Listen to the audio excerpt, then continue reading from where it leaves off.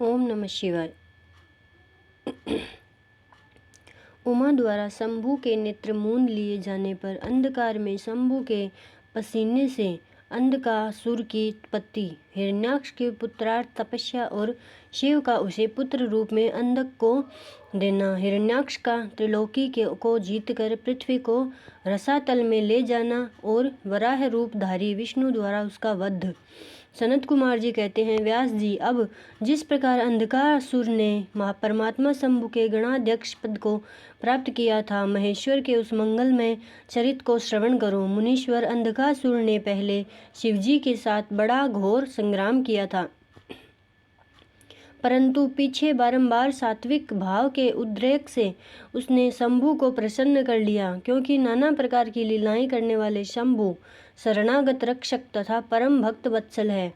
उनका महात्म्य परम अद्भुत है। व्यास जी ने पूछा, ऐश्वर्यशाली मुनिवर, वह अंधक कौन था और भूतल पर किस वीर्यवान के कुल में उत्पन्न हुआ था? दैत्यों में प्रधान तथा महामनस्वी उस बलवान अंधक का स्वरूप कैसा था और वह किसका पुत्र था?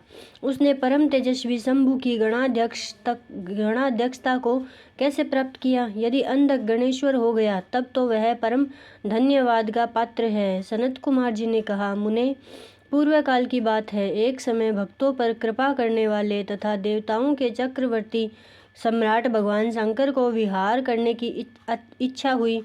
तब वे पार्वती और गणों को साथ ले अपने निवास भूत कैलाश पर्वत से चलकर काशीपुरी में आए। वहां उन्होंने उस पुरी को अपनी राजधानी बनाया और भैरव नामक वीर को उसका रक्षक नियुक्त किया।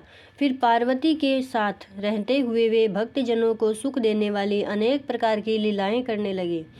एक समय वे उसके वरदान के प्रभाववश अनेकों वीराग्रगण्य गणेश्वरों और शिवा के साथ मंदराचल पर गए और वहां भी तरह तरह की क्रीड़ाएं करने लगे।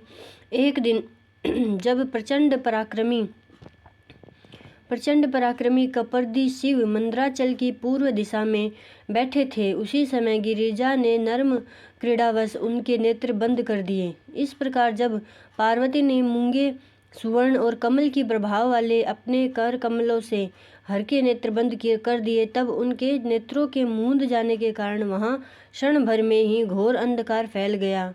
पार्वती के हाथों का महेश्वर के शरीर से स्पर्श होने के कारण शंभु के ललाट में स्थित अग्नि से संतृप्त होकर मदजल प्रकट हो गया और जल की बहुत सी बूंदें टपक पड़ी। तदंतर उन बूंदों ने एक गर्भ का रूप धारण कर लिया। उससे एक जीव प्रकट हुआ जिसका मुख विकराल था। वह अत्यंत भयंकर, क्रोधी, कृतघ्न, अंधा, कुरूप, जटाधारी, काले रंग का, मनुष्य से भिन्न, बेडोल और सुंदर बागों वाला था।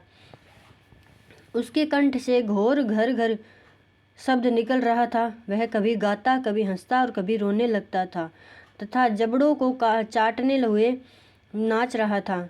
उस अद्भुत दृश्य वाले जीव के प्रकट होने पर शिवजी मुस्कुराकर पार्वती जी से बोले। महेश्वर ने कहा, प्रिय, मेरे नेत्रों को मूंद कर तुमने ही तो यह कर्म किया है, फिर तुम उससे भय क्यों कर रही हो? शंकर जी के उस वचन को सुनकर गौरी हंस पड़ी और उनके नेत्रों पर से उन्होंने अपने हाथ हटा लिए। फिर तो वहां प्रकाश छा गया, परंतु उस प्राणी का रूप भयंकर ही बना रहा और अंधकार से उत्पन्न होने के कारण उसके नेत्र भी अंधे थे। तब वैसे ही प्राणी को प्रकट हुआ देखकर गौरी ने महेश्वर से पूछा। गौरी ने कहा, भगवन, मुझे सच सच बताइए कि हम लोगों के सामने प्रकट हुआ यह बेडोल प्राणी कौन है? यह तो भयंकर है। किस निमित्त को लेकर किसने इसकी सृष्टि की है और यह किसका पुत्र है? सनत कुमार जी कहते हैं, महर्षि, जब लीला रचने वाली तथा तीनों लोकों की जननी गौरी ने सृष्टिकर्ता की उस अंधी सृष्टि के विषय में यूं प्रश्न किया, तब लीला विहारी भगवान शंकर अपनी प्रिया के उस वचन को सुनकर कुछ मुस्कुराए और इस प्रकार बोले। महेश्वर ने कहा, अद्भुत चरित्र वाली, रचने वाली अंबिके, सुनो, जब तुमने मेरे नेत्र मूंद लिए थे, उसी समय यह अद्भुत एवं प्रचंड पराक्रमी प्राणी मेरे पसीने से प्रकट हुआ। इसका नाम अंधक है, तुम ही इसको उत्पन्न करने वाली हो, अतः सखियों सहित तुम्हें करुणापूर्वक इसकी गणों से यथा योग्य रक्षा करते रहना चाहिए। आर्य, इस प्रकार बुद्धिपूर्वक करके ही विचार करके ही तुम्हें सब कार्य करना चाहिए। सनत कुमार जी कहते हैं, मुने, अपने स्वामी के ऐसे वचन सुनकर गौरी का हृदय करुणार्ध हो गया। वे अपनी सखियों सहित अंधक की अपने पुत्र की भांति नाना प्रकार के उपायों द्वारा रक्षा करने लगी। तदंतर शिशिर ऋतु आने पर दैत्य हिरण्याक्ष पुत्र की कामना से उसी वन में आया, क्योंकि उसकी पत्नी ने उसके ज्येष्ठ बंधु की संतान परंपरा को देखकर उसे संतानार्थ तपश्चर्या के लिए प्रेरित किया था। वहाँ वह कश्यप नंदन हिरण्याक्ष वन का आश्रय ले पुत्र प्राप्ति के लिए घोर तप करने लगा। उसके मन में महेश्वर के दर्शन की इच्छा थी, अतः वह क्रोध आदि दोषों को अपने काबू में करके ठूंठ की भांति निश्चल होकर समाधिस्थ हो गया।